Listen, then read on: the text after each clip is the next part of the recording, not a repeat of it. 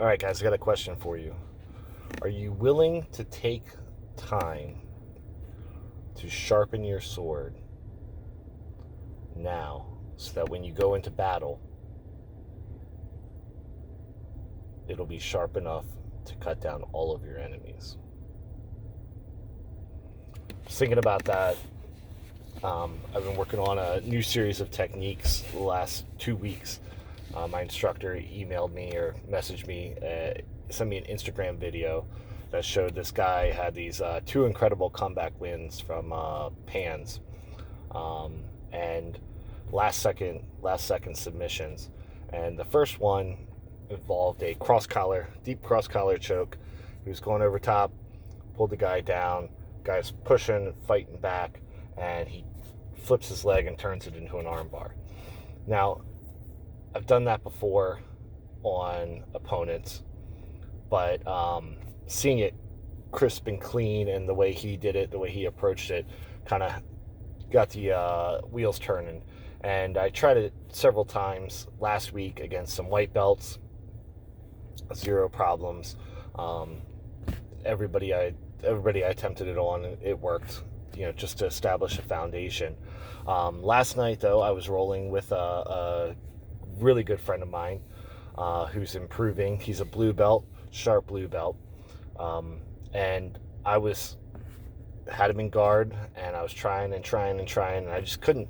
He wouldn't get his hands right, like he wasn't defending the choke in the right way. And that might have been because I was not seriously threatening the choke in a way that made him have to defend it, or he just was defending it well enough that it didn't put him into this perilous situation where his arms were in a good place for an armbar. So after about 2 minutes of kind of attempting that, faking some other stuff, and trying to throw him off the scent, I went back to it and just tried really to force it. It really wasn't a good decision, in the sense that the decision was, if this would have been a tournament, would that have been the time to try it? No, unless there were, 10 seconds left and I was down on points or something like that. So when I threw it up on him, it was close. I even had my left leg trying to get over top, and I tried to push it and bump it with my hand to get it over and really lock in the arm bar. But at that point, he had really pulled back and it really wasn't a threat at that point. And he passed my guard. And when he passes my guard and gets on top, we're in it for the long haul at that point. He is tough out of side control and out of mount. Big, strong, really focused, really dangerous in those top positions. And so try as I might to defend, eventually he got me with an armbar about 2 minutes later. And, I left that last night thinking like, I should have done this, or how could I have done this? But really what it comes down to in the end is I was willing and more than willing to take the L there in attempting to do something to make me better. So we always have, I think there's two criteria. There's the timing of something, right? Do we use that technique at the right time? And then did we use that technique properly? And did I use that technique at the right time last night?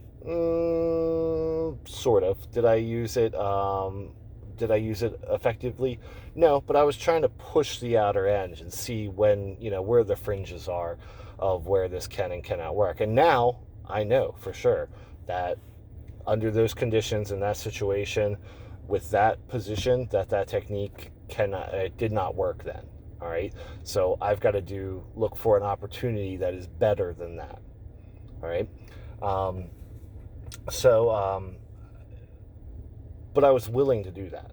I'm willing to sharpen that blade for the next couple days, couple weeks, maybe a month or two, because I think it's a valuable tool that once sharp, I can stick in my arsenal and will be very effective. And so, am I willing to continue to, go against blue belts and try it on purple belts and just develop that technique? Heck yeah.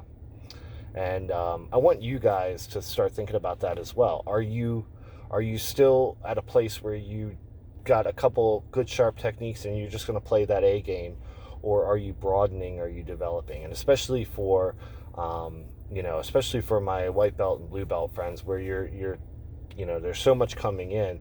You should be trying everything, but things that kind of feel natural, that kind of flow, go with it.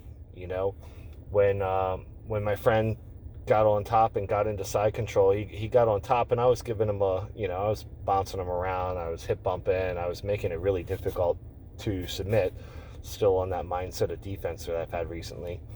But then he backed down into side control, where he is even more dangerous. And then he came back into mount, where he's not as dangerous, but I hope and I think and what I think he was doing was trying to develop again.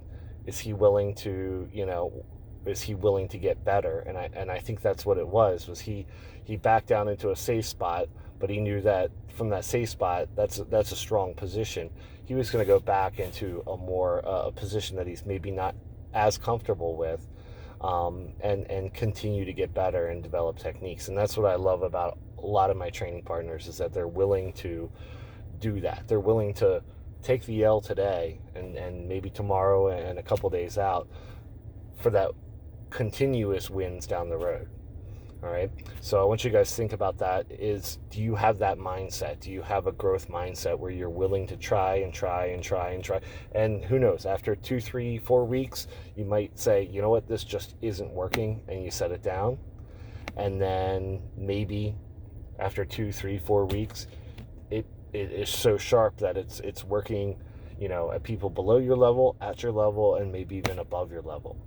Okay, so it takes time to do that. That's why I started working on it with some white belts, trying it on some blue belts, trying it on, and I'm going to try it on the advanced players here, blue belts and above, because if it can work effectively with them, and I can perfect that skill so it's working effectively with them, then that is a valuable tool and a valuable weapon in my arsenal. All right, so keep that mindset. Ask yourself, am I opening up my game? Am I trying new things? Is this something that's going to benefit me, and play to those weaknesses, play through your weaknesses so that they become strengths. All right. Have a good day, guys.